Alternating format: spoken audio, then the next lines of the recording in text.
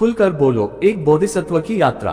प्रस्तावना। श्रावस्ती के निकट जेतवन विहार में एक युवा भिक्षु रहता था, सुभेग। शांत, सरल और विनम्र, किंतु उसके मन में एक भय था खुद को व्यक्त करने का। जब भी वह संत के सामने बोलने की चेष्टा करता, उसका कंठ सूख जाता, शब्द अवरुद्ध हो जाते और अंततः वह मौन रह जाता। गौतम बुद्ध को जब ये ज्ञात हुआ तो उन्होंने एक गूढ़ कथा सुनाई जो समय की धुंध से परे अतीत की किसी भूमि में घटित हुई थी। प्रथम अध्याय, मौन का अभिशाप। राजगृह से कुछ मील दूर एक प्राचीन नगर में राजकुमार विवेक रहता था। वह बुद्धिमान था, परंतु बचपन से ही उसने बोलने में कठिनाई महसूस की। जब भी सभा में खड़ा होता, उसके हृदय में भय उत्पन्न होता, क्या मैं गलत कह दूंगा, क्या लोग मेरा उपहास करेंगे। इसी कारण वह धीरे धीरे एकांत प्रिय होता गया। उसका छोटा भाई राजकुमार सुदर्शन वाक्पटु था। वह सभा में निर्भीक होकर बोलता और जनप्रिय होता गया। विवेक को ये देखकर कुंठा होती, किंतु वह अपने भय से उबर न सका। एक दिन महल में एक संकट आ पड़ा। शत्रु राजा ने संदेश भेजा, यदि तुम्हारा राज्य युद्ध नहीं चाहता तो हमारा प्रस्ताव स्वीकार करो। सभा में सन्नाटा छा गया। राजा वृद्ध था और मंत्रीगण आपस में मतभेद कर रहे थे। उस समय सुदर्शन आगे बढ़ा और आत्मविश्वास से उत्तर दिया, किंतु विवेक मौन खड़ा रहा। उसका हृदय चाहता था कि वह बोले, किंतु उसका कंठ अवरुद्ध था। राजा ने उसकी ओर देखा और कहा, विवेक, तुम चुप क्यों हो? पर विवेक मौन रहा। इस मौन का परिणाम ये हुआ कि राज्य युद्ध में चला गया। द्वितीय अध्याय, एक साधु की सीख। विवेक अपनी कायरता पर क्रोधित था। वह महल छोड़कर वन में चला गया और वहां उसने एक वृद्ध साधु को देखा। वह साधु ध्यानस्थ थे, उनकी आंखों में एक अद्भुत तेज था। विवेक ने उनके चरणों में गिरकर कहा, गुरुदेव, मैं बोल नहीं पाता। जब भी बोलने का समय आता है मेरा कंठ अवरुद्ध हो जाता है। साधु मुस्कुराए और बोले, बेटा, बोलने में समस्या नहीं है। समस्या यह है कि तुम भीतर से भयभीत हो। किंतु भय क्यों है? विवेक ने पूछा। क्योंकि तुम सोचते हो कि लोग तुम्हारा उपहास करेंगे। लेकिन क्या यह सत्य है?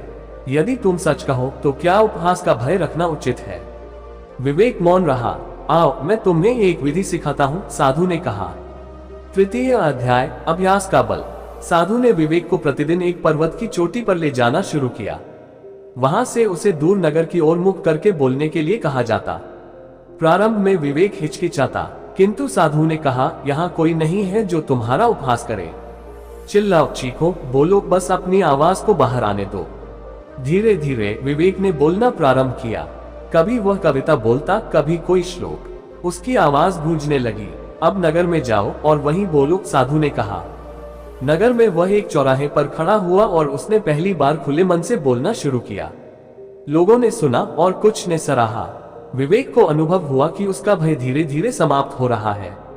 चतुर्थ अध्याय, पुनः राज्य में प्रवेश। कुछ महीनों बाद जब युद्ध समाप्त हो गया और विवेक नगर लौटा, तब दरबार में फिर से एक अवसर आया। एक विद्वान आया जिसने राजसभा में चुनौती दी, यदि कोई मुझसे शास्त्रार्थ कर सके तो मैं इसे विजयी मानूंगा, अन्यथा इसे पराजित समझा जाए। सभा में मौन छा गया। राजा ने सुदर्शन की ओर देखा, पर वह इस विषय में असमर्थ था। तभी विवेक आगे आया। वह निर्भीक था। उसने प्रतिप्रश्न किया, क्या आप सत्य की खोज में आए हैं या मात्र जीतने की इच्छा से? विद्वान अचंभित हुआ। फिर विवेक ने तर्क करना प्रारंभ किया। उसने अपनी वाणी में आत्मविश्वास भरा था। पूरा दरबार मौन होकर सुनने लगा। अंततः विद्वान पराजित हुआ। राजा ने हर्ष से विवेक को गले लगा लिया। उन्होंने कहा, तुम्हारी वाणी ने आज हमारा सम्मान बचाया। विवेक ने एक गहरी सांस ली। आज उसे ज्ञात हुआ कि जब कोई खुले मन से बोलता है तो भय अपने आप समाप्त हो जाता है। गौतम बुद्ध ने कथा समाप्त की और सुभेग की ओर देखा। अब बताओ, क्या तुम अभी भी मौन रहोगे? सुभेग ने अपनी आंखें उठाई। उसकी जिह्वा अब नहीं लड़खड़ा रही थी। नहीं भगवान, उसने स्पष्ट स्वर में कहा। बुद्ध मुस्कुराए। याद रखो, जब मन में सत्य होता है तो वाणी निर्भय हो जाती है। खुलकर बोलो और तुम्हारे सभी डर मिट जाएंगे। निर्भय वाणी, बुद्ध की एक और कथा। श्रावस्ती के जेतवन विहार में अनगिनत भिक्षु आते जाते रहते थे। उनमें से अधिकतर अपनी शंकाओं का समाधान पाकर आगे बढ़ते थे, परंतु कुछ ऐसे भी होते थे जिनके मन के भय गहरे जड़ जमा चुके थे। ऐसा ही एक भिक्षु था मंजू। वह अत्यंत मेधावी था, परंतु जब भी उसे सभा में प्रवचन देने के लिए बुलाया जाता, उसका हृदय कांपने लगता। उसके विचार तो उत्तम होते, परंतु वाणी में आत्मविश्वास की कमी थी। एक दिन जब बुद्ध ने उसे अपने स्थान पर बोलने के लिए कहा तो वह लड़खड़ा गया और मौन हो गया। बुद्ध मुस्कुराए और बोले, मंजुल, क्या तुम जानते हो कि वाणी का भय कैसे समाप्त होता है? नहीं भगवान, उसने लज्जा से सिर झुका लिया। तो सुनो, बुद्ध ने कहना प्रारंभ किया, बहुत समय पहले की बात है। प्रथम अध्याय। एक व्यापारी का पुत्र। वाराणसी के एक धनी व्यापारी का पुत्र था अर्जुन।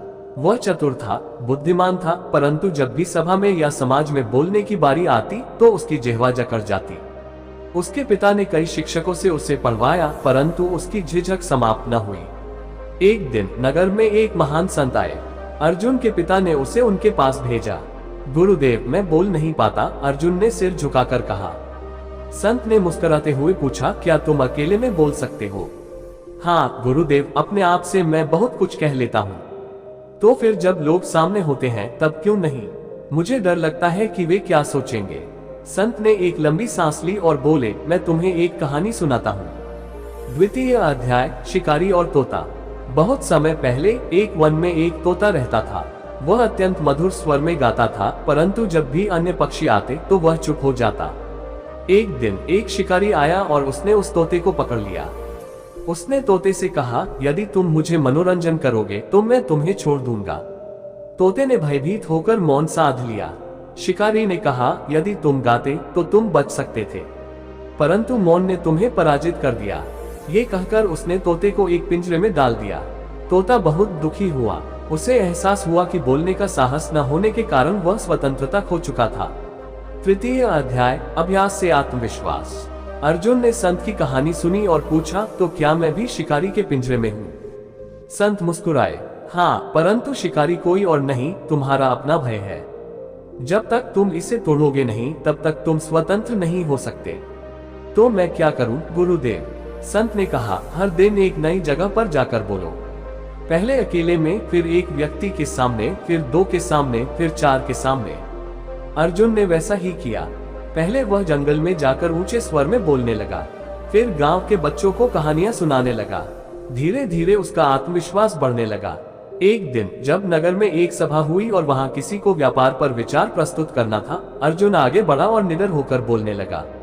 सभा के लोग उसकी वाणी से प्रभावित हुए। चतुर्थ अध्याय। बुद्ध का उपदेश। बुद्ध ने कहानी समाप्त की और मंजुल की ओर देखा।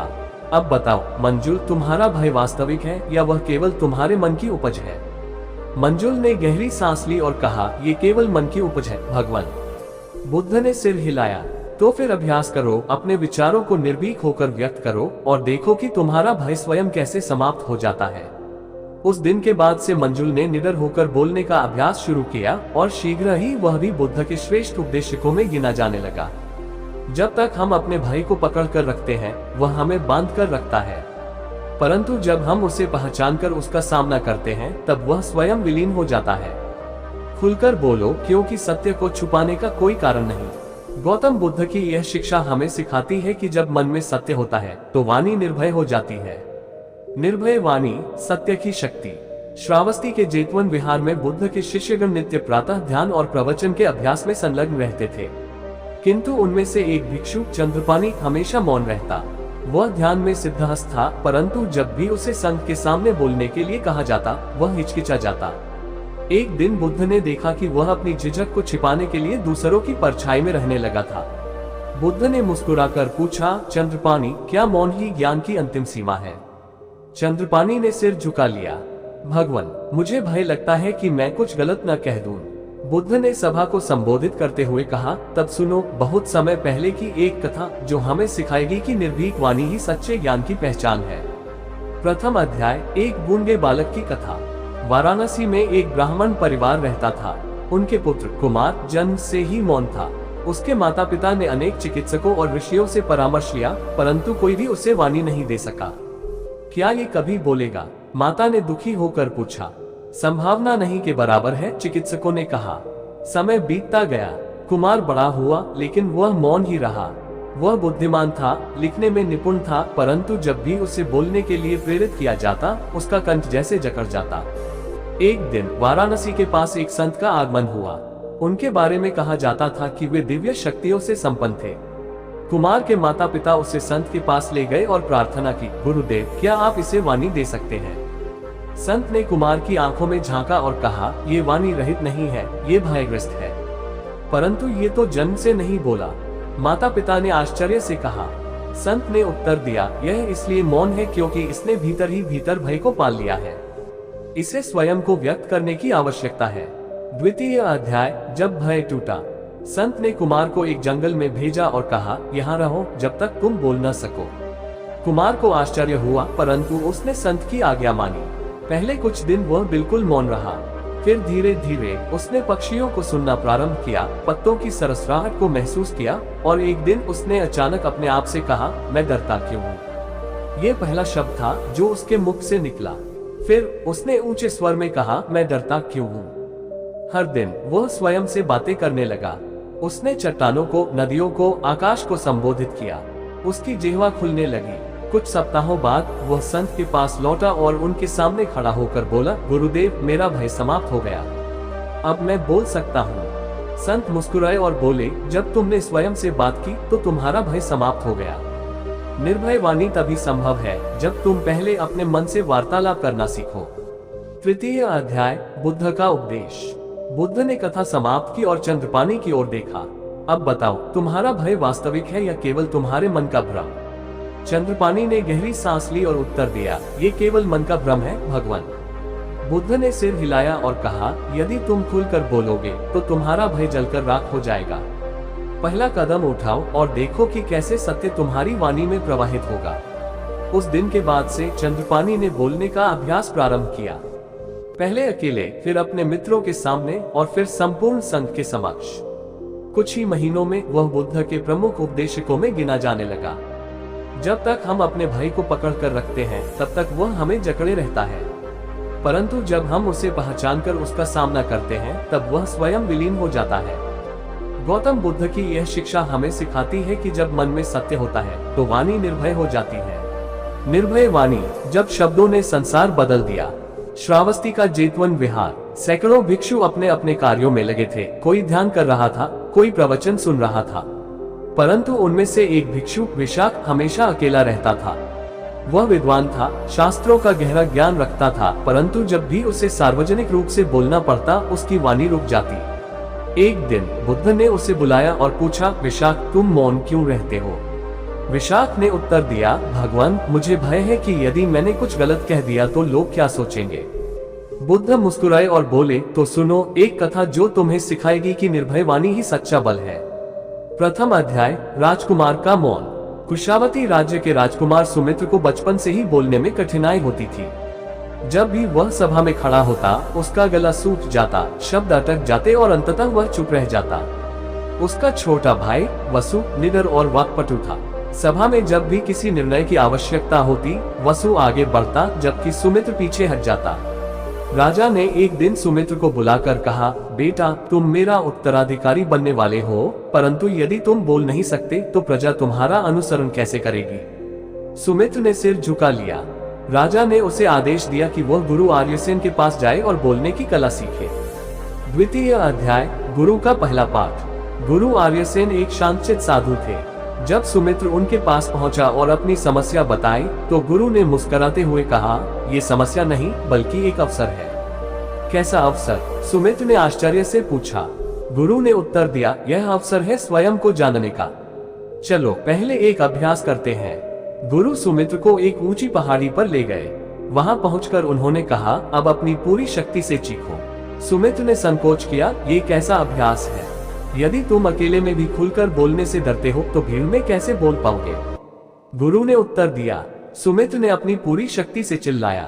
पहली बार उसकी आवाज खुली। गुरु ने मुस्कुराकर कहा, अब प्रतिदिन ऐसा ही करो, पहले यहाँ, फिर गांव में, फिर दरबार में। तृतीय अध्याय, जब शब्दों ने संसार बदल दिया। कुछ महीनों के अभ्यास के बाद सुमित्र ने बोलने का भय त्याग दिया। एक दिन जब राजा बीमार पड़े तो सभा में चर्चा होने लगी कि राज्य की देखरेख कौन करेगा। राजा ने कहा, मेरे दोनों पुत्र निर्णय करें। सभा में नजरें वसु और सुमित्र की ओर मुड़ गईं। वसु ने सोचा कि सुमित्र फिर मौन रहेगा, लेकिन इस बार सुमित्र आगे बढ़ा और बोला, राज्य को केवल एक योद्धा नहीं बल्कि एक विचारक और न्यायप्रिय शासक की आवश्यकता होती है। मैं अपने प्रजा की रक्षा करूंगा, लेकिन केवल तलवार से नहीं बल्कि सत्य और संवाद से भी। सभा स्तब्ध थी। ये वही सुमित्र था जो कभी बोल नहीं पाता था। राजा की आंखों में संतोष था। उन्होंने घोषणा की, आज से सुमित्र मेरा उत्तराधिकारी होगा। बुद्ध का उपदेश। बुद्ध ने कथा समाप्त की और विशाख की ओर देखा। अब बताओ विशाख, तुम कब तक अपने भीतर के भय को पालते रहोगे? विशाख ने गहरी सांस ली और कहा, अब नहीं भगवान, मैं अभ्यास करूंगा और खुलकर बोलूंगा। बुद्ध ने मुस्कुराकर कहा, याद रखो, निर्भय वाणी केवल अभ्यास से आती है। जब सत्य हृदय में होता है तो शब्द स्वयं प्रवाहित होते हैं। उस दिन से विशाख ने स्वयं को व्यक्त करना प्रारंभ किया और शीघ्र ही वह संघ के प्रमुख प्रवचनकर्ताओं में से एक बन गया। जो बोलने से डरता है वह अपने ही विचारों का कैदी बन जाता है। गौतम बुद्ध की यह शिक्षा हमें सिखाती है कि जब मन में सत्य होता है तो वाणी निर्भय हो जाती है। निर्भय वाणी। जब मौन टूटा। श्रावस्ती का जेतवन विहार। संध्या का समय था। भिक्षु ध्यान में लीन थे, परंतु एक युवा भिक्षु सुदत्त बेचैन था। उसने बुद्ध से निवेदन किया, भगवान, मेरे भीतर बहुत से विचार आते हैं, परंतु जब मैं उन्हें प्रकट करना चाहता हूँ तो मेरी वाणी कांपने लगती है। बुद्ध ने सुदत्त की ओर देखा और बोले, क्या तुमने कभी सोचा है कि ऐसा क्यों होता है? सुदत्त ने सिर झुका लिया, नहीं भगवान। बुद्ध मुस्कुराए, तो सुनो, एक समय की बात है। प्रथम अध्याय। नंदी जो कभी बोल नहीं पाया। वाराणसी के पास एक गांव में एक बालक रहता था, नंदी। वह बुद्धिमान था, हर विषय पर सोचता था, परंतु जब भी उसे बोलने का अवसर मिलता वह मौन रह जाता। उसके पिता कृषक थे और चाहते थे कि नंदी बड़ा होकर गांव का नेतृत्व करे, परंतु नंदी की झिझक ने उसे लोगों से दूर कर दिया। एक दिन गांव में एक साधु आए। वे किसी से कुछ नहीं मांगते थे, बस चुपचाप लोगों को सुनते थे। नंदी ने पहली बार किसी को ऐसा देखा जो केवल सुनता था। उसने सोचा, क्या ये भी मेरी तरह मौन है? नंदी उनके पास गया और धीरे से बोला, आप कभी बोलते क्यों नहीं? साधु ने मुस्कुराकर कहा, जब तुम बोलोगे तो मैं भी बोलूंगा। द्वितीय अध्याय। जब शब्द पहली बार निकले। नंदी चौंक गया। उसे समझ नहीं आया कि यह कैसा उत्तर है, परंतु मैं तो बोल ही नहीं पाता, उसने कहा। साधु ने पूछा, तुम्हें सबसे अधिक भय किस बात का है? नंदी ने सोचा और उत्तर दिया कि लोग मेरी बातों का मजाक उड़ाएंगे। साधु ने हंसकर कहा, तो क्या अब वे तुम्हारी चुप्पी का सम्मान कर रहे हैं? नंदी ने ये पहले कभी नहीं सोचा था। उसने सिर हिलाया, नहीं, वे मुझे अनदेखा करते हैं। तो फिर तुम बोलकर ही क्यों नहीं देख लेते? नंदी को ये बात सही लगी। अगले दिन गांव की सभा में उसने पहली बार अपनी बात रखी। पहले उसका गला सूख गया, आवाज कांपी, परंतु जैसे ही उसने पहला वाक्य पूरा किया उसे महसूस हुआ कि उसकी वाणी में एक शक्ति है। तृतीय अध्याय। बुद्ध का उपदेश। बुद्ध ने कथा समाप्त की और सुदत्त की ओर देखा। अब बताओ, तुम्हें किसका भय है? सुदत्त ने धीरे से उत्तर दिया, मैं सोचता था कि लोग मेरी बातों को महत्व नहीं देंगे, परंतु अब समझ गया हूँ कि यदि मैं ही अपनी वाणी को महत्व नहीं दूंगा तो अन्य कैसे देंगे? बुद्ध मुस्कुराए, शब्दों में शक्ति होती है, परंतु वह शक्ति तब तक प्रकट नहीं होती जब तक तुम उन्हें अभिव्यक्त नहीं करते। उस दिन के बाद सुदत्त ने निर्भीक होकर बोलने का अभ्यास शुरू किया और शीघ्र ही वह एक कुशल प्रवचनकर्ता बन गया। उपसंहार। जो अपने शब्दों को स्वयं ही रोक लेता है वह संसार को बदलने का अवसर खो देता है। गौतम बुद्ध की यह शिक्षा हमें सिखाती है कि जब सत्य मन में होता है तो वाणी निर्भय हो जाती है।